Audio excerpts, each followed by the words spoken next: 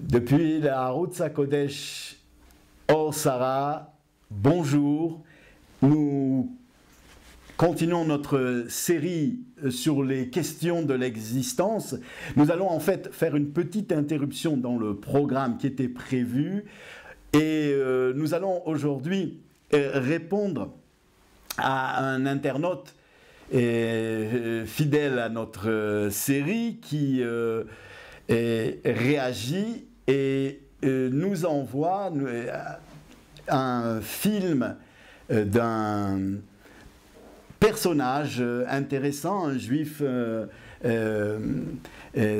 très coloré, qui est avec une grande barbe, qui pratique les mitzvot et étudie la Torah avec ferveur.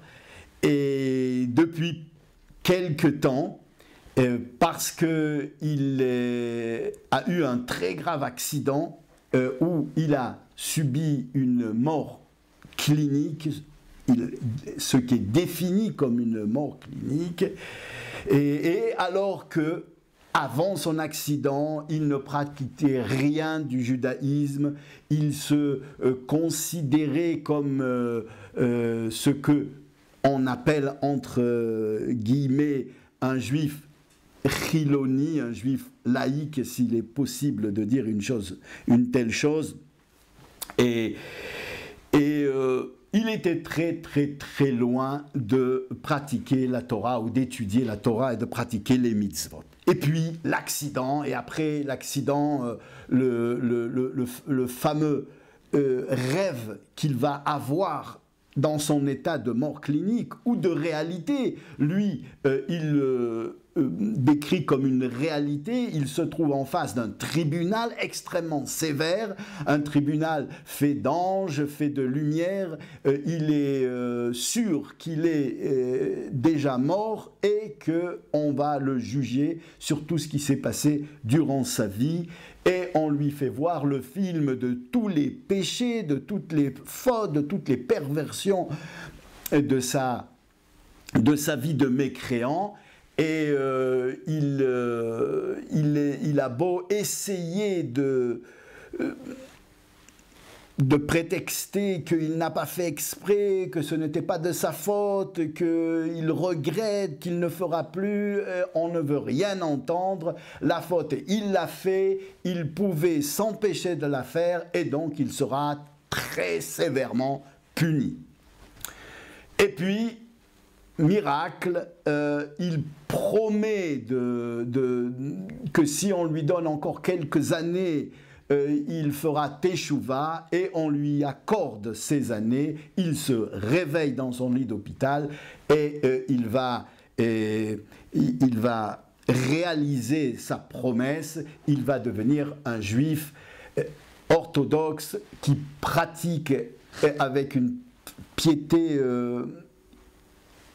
immense et une ferveur débordante toutes les mitzvot de la Torah, et il va étudier avec une atmada, une concentration et une soumission à l'étude débordante, et il engage tout le monde à en faire de même, parce qu'on passera devant le tribunal et là on devra répondre de toutes nos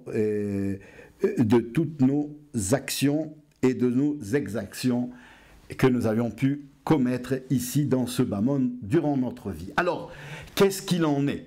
Est-ce qu'on peut attribuer les qualités de... Est-ce qu'on peut dire que ce rêve n'était pas un rêve mais une réalité, ou est-ce que c'était une façon que le bon Dieu a eu de réveiller l'âme de ce pauvre juif pour l'amener à la Torah et les mitzvot? Et je ne vais pas rentrer dans la polémique aujourd'hui. Je vais simplement vous lire une halakha que le Rambam, vous savez, le Rambam, c'est le fameux Maïmonide, qui a révolutionné le monde de la Torah en écrivant un une codification de toute l'existence d'après les lois juives. C'est-à-dire que c'est le seul d'ailleurs qui a fait ce travail de recouvrir tout ce qui concerne l'existence sous l'œil de la loi juive. Depuis la création du monde jusqu'à l'arrivée du Messie, depuis le réveil d'un homme jusqu'au moment où il s'endort, et même durant son sommeil, depuis la naissance jusqu'à la mort, tout est codifié. Et on va retrouver dans le Rambam de très nombreuses traces de la codification de l'existence d'après la loi juive, d'après l'Éternel, que l'on ne retrouve pas ailleurs, ni dans le Shulchan Aruch, ni dans d'autres livres, le Shulchan Aruch n'ayant codifié que la vie durant l'exil que nous vivons. Et ici, le Rambam, donc, nous parle de la façon dont on doit traiter ceux qui ne se conforment pas de manière idéologique à la Torah et aux mitzvot. Et il nous dit la chose suivante. Et alors, il s'agit, vous savez, le Rambam, dans sa codification de l'existence, va nous présenter 14 livres. Ce qu'on va appeler 14, c'est la valeur numérique du mot yad, la main en hébreu. L'œuvre complète s'appelle le Yad HaChazaka, la main forte. Et dans son dernier livre, le 14e livre, c'est le livre qui est le moins utilisé par les autres codificateurs de la loi juive, les autres décisionnaires en matière de loi, parce qu'il concerne des sujets qui n'ont pas été toujours du quotidien du peuple juif, comme par exemple la fin de ce livre qui va parler des codifications de la politique vue par le bon Dieu, de la façon dont on doit guerroyer, partir en guerre, de la façon dont les rois doivent être nommés et couronnés, et puis finalement la venue du Mashiach. Ici, nous en sommes un peu avant. On parle de ceux qui se révoltent idéologiquement contre la Torah, et il s'agit du Sefer Shoftim, le 14e livre. On est dans les lois concernant les révoltés, Ilchot Mamrim, et on est au 3e Pérec, la 3e halakha. Alors on va un petit peu partir en arrière. Dans la 2e halakha, il nous dit, je lis rapidement en hébreu et après je vous traduis en français, Machar shenit parsem sheu kofer batorah sheba'alpe moridim oto velo ma'alim והראו כשאר כל האפיקורסים והאומרים אין תורה מן השמיים והמוסרים והמומרים שכל אלו אינם בכלל ישראל ואין שריר לא עדים ולא התראה ולא דיינים אלא כל ההורג אחד מהם עשה מצווה גדולה והסיר מכשול. Alors attention, ce n'est pas on peut mettre un petit carré blanc interdit au moins de 18 ans, c'est assez cru. Et je vous en supplie, ne vous arrêtez pas ici parce que vous verrez, la fin va calmer les esprits. Alors, au départ, le Rambam nous dit, et lorsqu'un être, un juif, a été déclaré et il est connu qu'il rejette la loi des sages, eh bien, on peut le jeter dans un puits, et s'il tombe dans un puits et qu'il prie au secours, on n'a pas le droit de le sauver.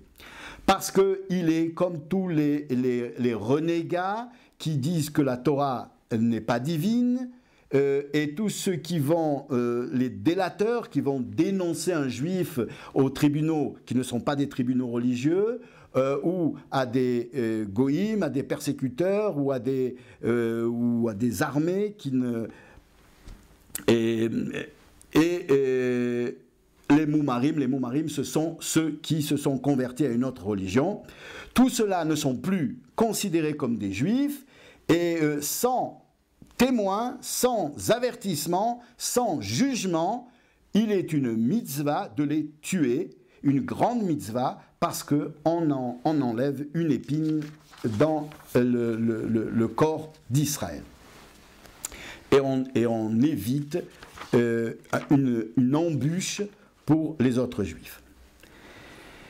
De quoi parle-t-on? Maintenant, on en est dans la Lacha Gimel, la loi numéro 3. De quoi parle-t-on? De quelqu'un qui a été renégat, Beish shekafar betorah sheba'al peh, bemarshavato, bedvarim sheniru lo, ve'alach achar da'ato akala, ve'achar shrirut libo, de quelqu'un qui a renié les lois de la Torah orale, de la Torah des sages, et qui fait un peu ce qu'il lui semble bon de faire dans le judaïsme.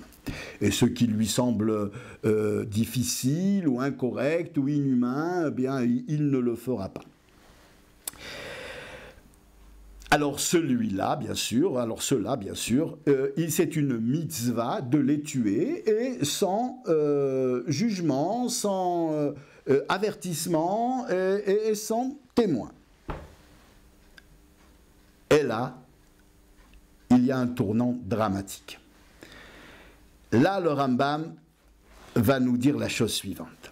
Aval bene atoim haele u bene benehem shidiru otam avotam vegidlu ben akraim vegidlu otam al daatam are hu ketinok shenishba benehem vegidlu ve'eno zariz le'echos bedarkei hamitzvot she'are hu ke'anus. Le Rambam va nous dire tout ça, c'était bon en théorie. C'était une vérité générale, une loi qui concerne toutes les époques, sauf l'époque ou les cas où il s'agit de juifs qui n'ont pas reçu une éducation juive correcte et pure, et dont les parents n'ont pas reçu une éducation juive et pure, et qui se trouvent avoir été élevés dans un carcan social, à travers une société, dans des écoles ou dans des familles qui les ont écartés finalement du droit chemin, de la vérité de la Torah, et eux ont le statut d'un nouveau-né qui aurait été enlevé par des non-juifs, par des goïms, et qui aurait été élevé dans des couvents chez les non-juifs.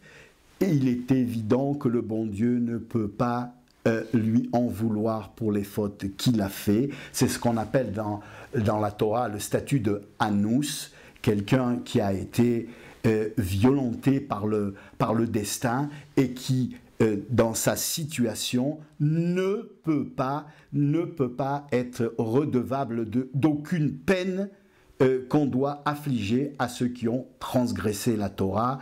On ne peut pas lui imputer une quelconque responsabilité dans sa désertion au message et aux lois des sages et de la Torah. Il est comme un tinok shenishba, un enfant qui aurait été enlevé par les goïms.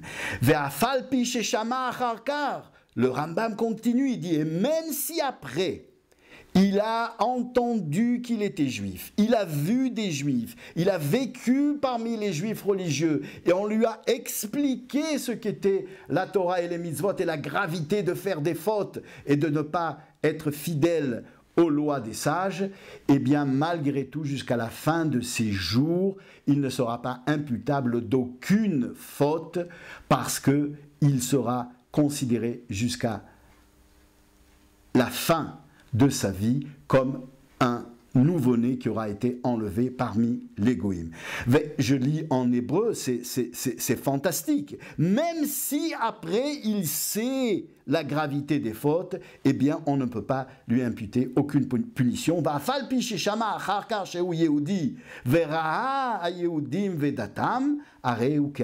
Il reste comme dans le même statut de celui qui a été